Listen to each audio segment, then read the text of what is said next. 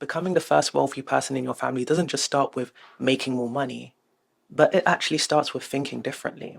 And I say this firsthand as I've worked in banking for a few years now. I've studied finance and I'm on my own journey to building wealth. So if some of these signs resonate with you, then there is a really good chance that you might actually be the first wealthy person in your family. You have healthy money boundaries. Okay, imagine every time someone asked you for money, you said yes without even questioning it.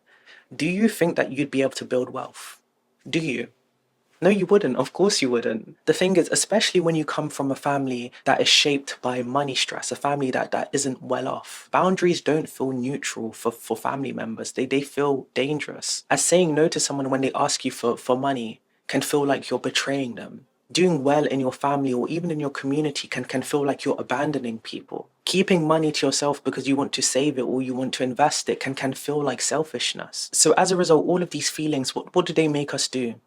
They make us overgive. They make us rescue people, enable bad behaviors, and then quietly resent ourselves and the people around us for doing it. And wealth cannot grow like that. Wealth cannot grow in those kind of conditions. It's like trying to heat up a house, but the door is always open.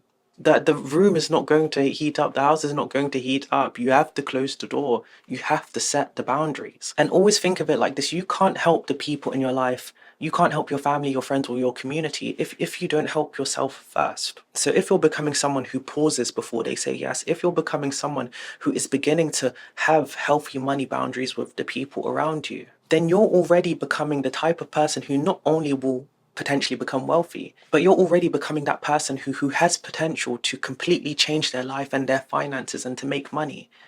And as a result, help their friends and their family and their community in a bigger way than you ever could right now. And that's the goal. Never forget it. Short-term versus long-term thinking. Okay, let me ask you a question. Are the money decisions that you're making right now, are they just about helping you get through this next month? Or are they about making your life easier in 10 years' time? Tell me. Because the thing is that we don't realize, especially when you've been in survival mode for so long, is that survival mode keeps you focused on the short term. It keeps you focused on now. So this month, this bill, this emergency, everything that is happening right now. And that completely makes sense, especially when you don't come from a rich background or money has always been tight. It makes sense. Where at some point, if you want stability and not just to survive, you need to stop thinking about the short term, but also trying to think about the bigger picture. What are you trying to build? Where do you want to be in 1 year, 3 years, 5 years' time? And listen, I completely get it. You guys might be saying, Mahad, but I don't even make that much money right now.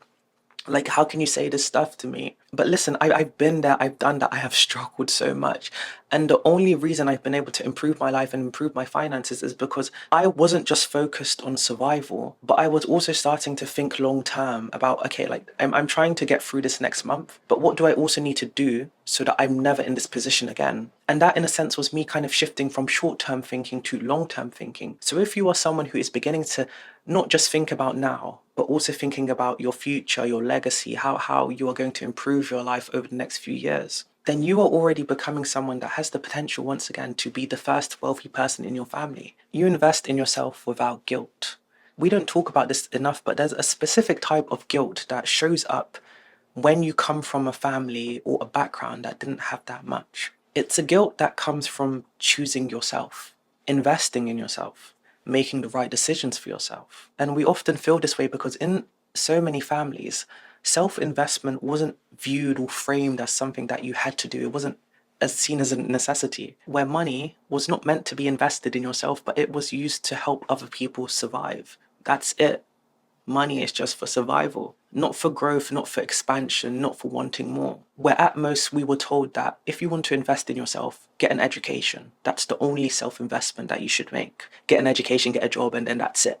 You're done. So when you finally get the opportunity to invest in yourself in new ways, invest in your skills, invest in your health, even invest in your happiness, something in you might naturally resist this and might say, but this is a waste, or we don't need to do this, or this is selfish. But if you are becoming someone who doesn't see self-investment as a luxury, but sees it as a necessary step to move out of survival mode, to improve your life, to get to the next level, then you're already ahead. You're already on track to being the first wealthy person in your family, Even if your friends, even if your family, even if the people around you don't understand, you are already ahead and you are going in the right direction. You are aware of the psychology of money. Okay, so I think that for all of us, at some point when we are trying to change our finances and change our life, completely transform, we stop asking ourselves, why am I bad with money, or why do I have this habit? And we start asking ourselves, where did this behavior come from? Where did these beliefs come from? As it's very easy for us to see money habits or beliefs about money as just a part of who we are. We say things like money stresses me out, or I'm just not good at money, or I don't really care about money, it's not important. But a lot of these beliefs and behaviors that we have, they aren't just a part of who we are, but they are learned. They are learned responses, they are learned beliefs, a lot of the time from childhood. For example, if you grew up around scarcity, conflict, guilt, or secrecy around money, you, without realizing it, have probably learned to associate money with some sort of negative emotion. And without an awareness of this, these kind of patterns, they always run on autopilot.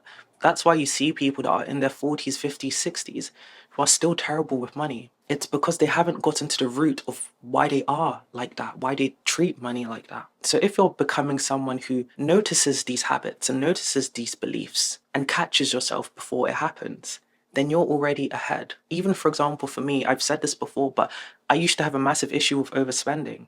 And I've improved so much because I got to the root of, okay, Mahad, why do you feel this need to just spend money? Why? You're comfortable talking about money even when it's uncomfortable. For some reason, people feel so uncomfortable talking about money. It's just so, people find it so awkward. Between friends, between families, between colleagues, everyone just finds it so awkward. And I've never understood this. Because when it comes to money, silence isn't neutral. Silence keeps people unaware of what is possible. Silence protects bad habits. And that's why not talking about money, it's so dangerous. It holds so many of us back. And that's why the people who genuinely end up being wealthy, they get to a point in their journey where they completely do the opposite. They don't stay silent about money, but they begin talking about it all of the time, just like what I'm doing right now. Where you begin to talk about money clearly, honestly, you begin to talk about your failures, the things that you've done well, the things that you want to learn. And in doing this, you're not only able to remove the awkwardness and shame around talking about money, but you're able to also replace it with understanding. As when you talk about money, you make better decisions, you discover new opportunities, your world expands. So if you're becoming that person who has a big mouth when it comes to money, that person who's always asking questions, then you're already ahead. You're already on track to being the first wealthy person in your family. Because for money to be made, it needs to be discussed. It needs to. Thank you for watching this video, guys. I hope you found it valuable. If you would like more videos like this, make sure you subscribe, because we are going to get our money up, not our money up.